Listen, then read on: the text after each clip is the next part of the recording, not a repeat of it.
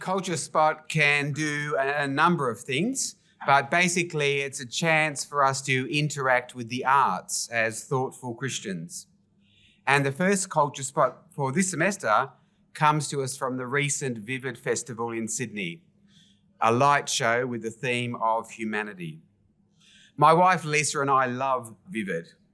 We make a 2-night event of it and revel in the escape of roaming around the city late into the night, engaging with glowing sculptures and buildings reimagined awash with colour.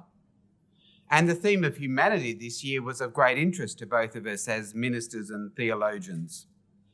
And one of my favourites was Mutual States, projected onto Cadman's Cottage.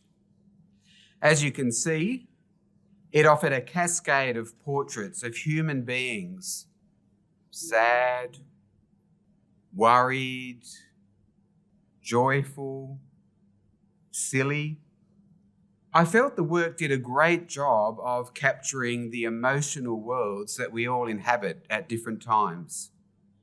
But as I stood there with my heart being expanded with empathy, the people I was with were distracted. Do you reckon they're paintings or do you reckon they're photos? We began to discuss amongst ourselves. They look very realistic, don't they? But you can see the brushstrokes, can't you? And we wondered, has some digital enhancement gone on here? And later I would read that we were looking at photos rendered in a painterly way with artificial intelligence. Was there something more than human getting in the way here of my empathy with humanity? Indeed, artificial intelligence was remarkably present across the whole Vivid experience of humanity. Lisa and I stood in front of a screen in a work called Poem Booth. What was Poem Booth going to be? Perhaps a chance to write a poem together to reflect on our humanity, but no, it was a chance for artificial intelligence to generate a poem about what it saw. Scarves twine, glasses gleam, handbags whisper, in broad daylight, shadows swallow, sudden, their reflections vanish. Why? Feel the chill of puzzled air. Feel the chill of formulaic writing. Is it possible to engage the oh-so-human experience of reading and writing poetry if you are a machine? In Barangaroo, there was a clever work called Chairwave. There was a row of lit-up chairs that invited you to come and explore. The seats were up like the theatres in a cinema or theatre, and what was meant to happen was a beautiful gesture in hospitality and welcome and friendship, the very best of our humanity. As you sat down on a chair that was sort of moving downwards, the chairs alongside you were meant to come down and light up, inviting somebody to come and sit and join you. But it wasn't working the night that we were there.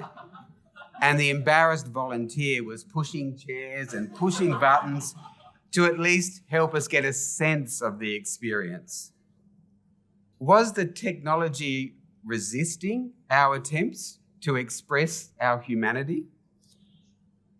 It's interesting that the Sydney Vivid theme this year was humanity, and as we kept clumsily interacting with computers and machines, I found myself longing for something more transcendent. I've since done a bit of reading about light shows around the world, and interestingly, in other cities around the world, they use cathedrals or even historic buildings with biblical connections, like the Tower of David in Jerusalem, and they become part of festivals like this. A preacher has interviewed people about their experience of such things and how these events of public art are, in a way, almost like public sermons.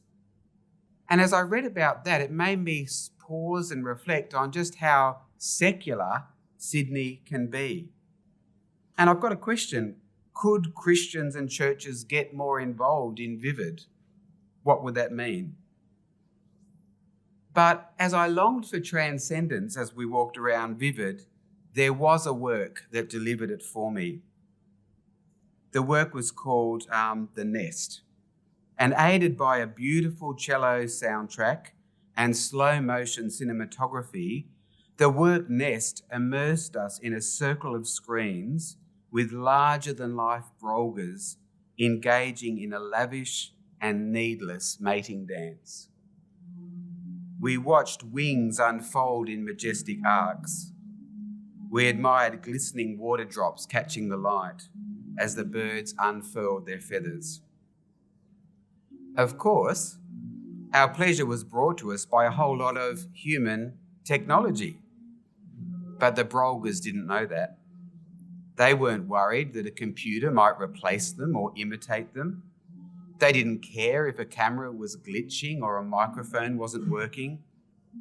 They were simply brolgas, engaging in a dance that has been happening over and over again for millennia. It was an intimate privilege to be allowed to see them. Creatures, simply being creatures. I wonder if there will ever be a day when Vivid sheds light on the fact that humans are not just swirling emotions or clever inventors, but that our greatest glory comes from being made and remade by a rescuing creator.